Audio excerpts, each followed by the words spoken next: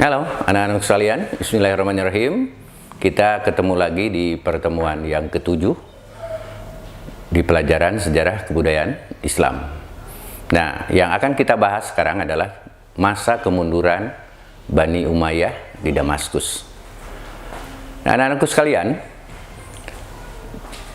faktor penyebab mundurnya Bani Umayyah satu di Damaskus bisa kita lihat dari faktor internal dulu.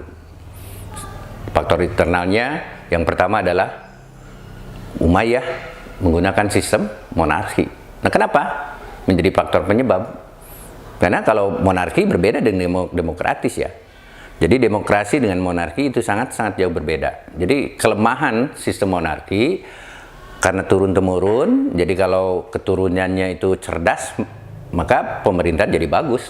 Tapi kalau sebaliknya, si pemerintahan yang ditunjuk jadi khalifah selanjutnya itu lemah, kurang cerdas, kurang peka, maka itu akan menjadi penyebab mundurnya Bani Umayyah. Yang kedua, anak-anak sekalian, itu pengganti khalifah sebelumnya masih kecil dan tidak kurang profesional jadi khalifah tersebut tidak bisa melakukan kebijakan, bahkan tidak dapat memberikan satu pemikiran untuk perkembangan pemerintahan ke depannya. Itu faktor internal. Jadi sistem monarki lalu pengganti khalifah sebelumnya masih kecil. Kemudian mereka seperti boneka, kalau khalifahnya masih kecil ya tentu banyak dipermainkan kapan dan di mana saja, sehingga yang mengendalikan pemerintahan itu adalah para pembesar istana seperti Perdana Menteri, pengawal istana dan pengawal khalifah.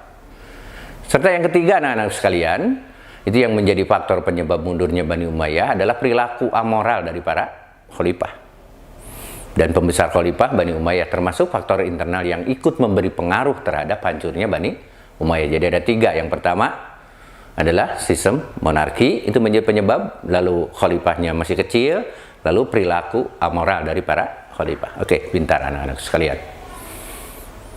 Kemudian faktor eksternal sekarang dari luar, di mana munculnya kekuatan Bani Abbas ditandai oleh ahli sejarah sebagai persaingan politik terhadap Bani Umayyah I, yang pada saat itu telah menurun hampir di semua wilayah kekuasaannya. Jadi Bani Abbas menjadi ancaman karena lemahnya Bani Umayyah. Serang menyerang antara Bani Umayyah dengan kekuatan baru Bani Abbas itu menambah mempercepat faktor lemah Bani Umayyah. Perkembangan kekuasaan lain di luar Abbasiyah seperti kerajaan Nasrani di Eropa, lalu kekuasaan Persia serta Bizantium di wilayah timur menjadi kekuatan-kekuatan di luar Abbasiyah yang menentang kekuasaan Umayyah I.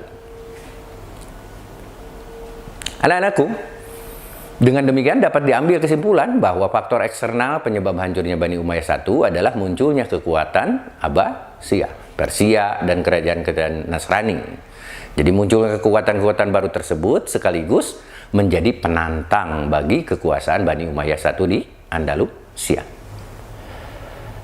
Kemudian pemberontakan yang terjadi sekarang, mulai Bani Umayyah I sampai runtuhnya kekhalifahan Turki Utsmani tahun 1816-1818 Masehi. Nah, ketika terjadi perang terbuka melawan pasukan NATO di Skandinavia, penyebab terjadinya faktor pemicu pemberontakan masa Bani Umayyah I itu diantaranya apa saja? Yang pertama adalah perebutan kekuasaan, di mana faktor perebutan kekuasaan merupakan faktor dominan. Hal ini terjadi karena putra mahkota lebih dari satu pada satu periode. Jadi ada proses persaingan. Dan kita dengar juga di negara kita ada proses persaingan di Cirebon begitu.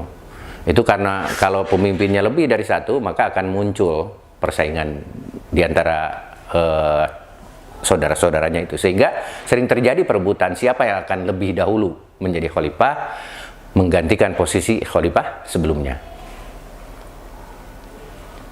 Nah, kasus perebutan kekuasaan sekarang, ketika Muawiyah tidak suka dengan pemerintahan Ali, itu dilakukan dengan berbagai cara, yang pada akhirnya memfungsikan kelompok Khawarij yang fundamental membunuh Ali dengan cara ditusuk pada saat sholat subuh. Nah, pada masa-masa pemerintahan Bani Umayyah selanjutnya pemberontakan itu juga terjadi hampir di setiap pemerintah, di setiap khalifah yang berkuasa. Kita tahu di situ seperti pemberontakan dari gerakan Syiah. Ingat, Syiah melakukan pemberontakan. Pemberontakan Abdullah bin Zubair dari kelompok Khawarij, lalu Mu'tazilah, Jabariyah, dan Qadariyah. Itu terjadi perebutan kekuasaan.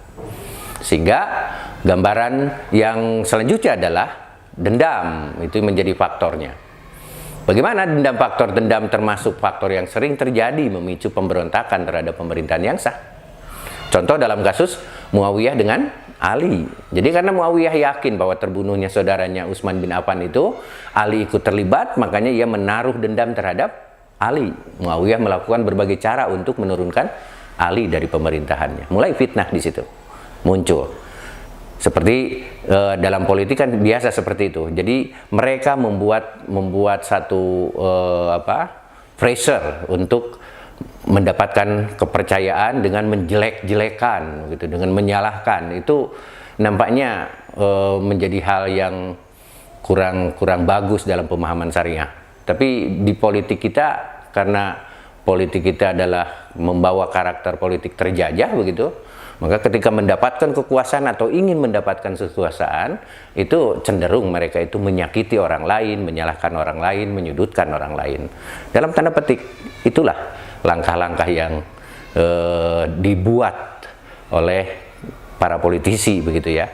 Jadi dendam ini menjadi bagian sebab begitu. Selanjutnya anak-anak sekalian, harta kekayaan yang melimpah. Nah, pemerintahan Islam abad klasik adalah pemerintahan yang kaya dengan harta. Hal ini disebabkan karena umat Islam pada masa itu selalu memenangkan perang sehingga pemerintahan yang kalah harus bayar ghanimah kepada umat Islam begitu. Karena di Baitul Mal tersimpan harta yang banyak. Maka sering terjadi perebutan bagi umat Islam untuk berkuasa. Khoyong ghanimah begitu. Khoyong Baitul Mal, khoyong harta. Jadi perebut rantang begitu. Jadi bongbrang anak-anak sekalian. Kemudian, karena yang membangun dan membesarkan kerajaan Bani Umayyah itu adalah manusia biasa, maka sudah barang tentu ada faktor kelebihan dan kekurangannya anak-anak sekalian. Kita lihat sekarang faktor apa sih faktor kekurangan dari Bani Umayyah. Kita harus terbuka begitu, mengevaluasi untuk menjadi pelajaran bagi kita semua. Yang pertama, memakai sistem peralihan kekuasaan, monarki, itu termasuk faktor kekurangan yang menyebabkan putra mahkota yang masih kecil dan tidak profesional itu diangkat menjadi khalifah. B, itu banyak wilayah baru yang ditaklukkan tetapi tidak dibina secara intensif. Jadi kekuasaannya bukan dibina tapi dalam tanda petik dibinasakan begitu, diantep begitu. Nggak boleh penguasa itu membiarkan rakyatnya, nggak boleh itu. Yang itu menjadi faktor kekurangan Bani Umayyah. Kemudian anak sekalian, yang C, banyak kasus penyelewengan dalam istana yang tidak ditindak dengan tegas oleh pemerintah seperti korupsi dan nepotisme. Kemudian pengangkatan 2 putra mahkota dalam 1 tahun pemerintahan ini yang menjadi penyebab parasea begitu ya, hancur pemerintahan Umayyah itu. Jadi ada faktor kekurangannya di situ. Yang terjadi pada khalifah ke-12 masih kita ingat, Yazid bin Walid dan 13 Sulaiman bin Walid. Oleh masyarakat bahwa hal terjadi seperti itu menunjukkan ketidaktegasan dari pemerintahan Bani Umayyah. Kemudian, apa sih faktor kelebihan Bani Umayyah anak-anak sekalian? Itu diantaranya sikap berani dan tegas dari khalifah Bani Umayyah seperti Muawiyah bin Marwan, Abdul Malik, dan Walid bin Abdul Malik. Jadi ada sikap berani dari khalifah Bani Umayyah, itu adalah ciri dari faktor kelebihan yang bisa teridentifikasi. Lalu sikap jujur, adil, dan religius dari Khalifah Umar bin Abdul Aziz, itu faktor kelebihan Bani Umayyah. Kemudian pola pengembangan budaya dengan pendekatan Arabisasi atau Arab oriented yang didukung oleh mayoritas masyarakat pada saat itu. Jadi Arab oriented pada saat itu memberikan titik lebih bagi Bani Umayyah. Yang keempat, sikap berani berperang dari kaum muslimin anak-anak sekalian yang menyebabkan umat Islam banyak mendapat kemenangan pada saat perluasan wilayah serta banyak mendapatkan ghanimah dan upeti. Nah, itulah faktor-faktor baik kekurangan maupun kelebihan dari perjalanan Bani Umayyah. Mungkin itu pertemuan hari ini anak-anak sekalian mengenai materi ini, dan sekali lagi tetap kalian jaga kesehatan, tetap luruskan niat untuk senantiasa belajar, dan mudah-mudahan Allah memberikan perlindungan dan berkahnya pada kita semua. Amin ya rabbal alamin. Terima kasih. Assalamualaikum warahmatullahi wabarakatuh.